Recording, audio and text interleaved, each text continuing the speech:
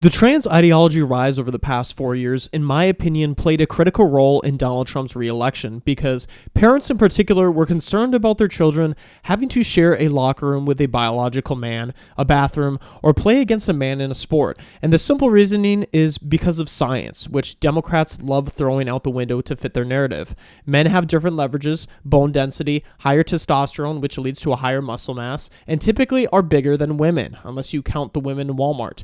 And this man stated that well-known fact on CNN to some sissy soy boy, and he ended up throwing the biggest hissy fit. I think there are a lot of families out there who don't believe boys should play girls' sports. They're not boys. I'm not going to listen to transphobia at this table. I am not going to listen to you call a trans girl a boy. Remember, whenever a Democrat loses an argument or doesn't have one, they result to pejoratives. Finish my explanation. When you use a word that's a slur, I'm going to interrupt. That's not how it is. They're not boys. They're not boys. They're not playing girls' softball. I'm not going to sit there and listen to that. Let's reset for a second because, look, this is a really heated issue, right? And Sharmichael, I know you. I know that you understand that people have different views on this. I think out of respect for Jay, let's try to talk about this in a way that is respectful. Okay, so let me rephrase this since I'm being targeted here. I don't. Just to be clear, you are not being targeted. I am, but it's okay. I'm specifically saying that I know that you are not intending to be transphobic. He should know that I'm not. But he wants to sit here and bloviate. I'm saying you're using a phrase I want to that give you you an know. opportunity. So the way regular people interpret it, that's not regular people. That's not regular people. There's no consensus that these are actually boys. This whole thing about trans girls is a canard. We're talking about a tiny, tiny sliver of the population. That may be the and we're case, using but that my point in to terms take of away its healthcare from effectiveness. thousands of people. Hold on, just get to your point. My point in terms of its effectiveness.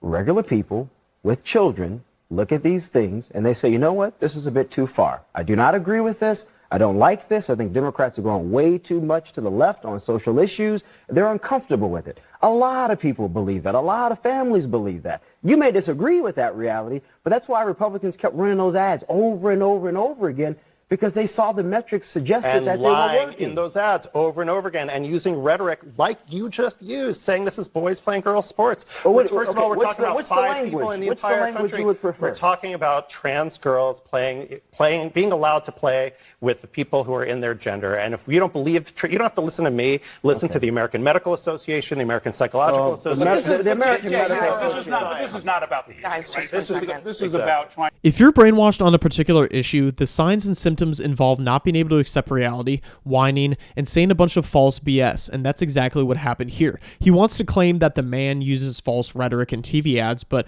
I want to know what the lie is about men taking over women, and I also always ask the question when dealing with trans issues, where are the feminists in this movement? Feminist ideologues love to pretend like they're for women's rights and protecting them, but when women get paralyzed competing against men, they don't say anything.